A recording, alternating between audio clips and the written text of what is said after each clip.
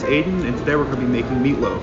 My grandma always made meatloaf for our family functions, and after she passed, my aunt taught me how to make it. Now I make it all the time for my friends and family, and today we're going to be showing how to make it.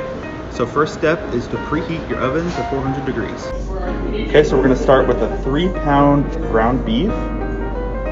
Then you're going to add 2 eggs. We're going to add half a cup of breadcrumbs, or just around that until it feels meatball consistency.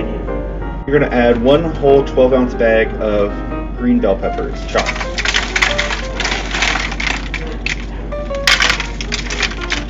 And then you're going to add a 12-ounce bag of chopped onions.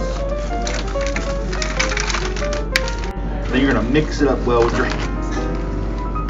And then once you have it nice and mushed up, you're going to add just enough garlic powder and onion powder, sort of like that.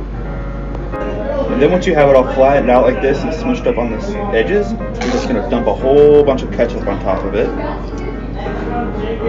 Okay, and then when you get the ketchup on there, you're going to add a whole bunch of honey on top.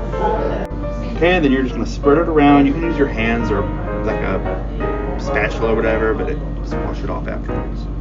Alright, and then you're going to put it in the oven for about an hour.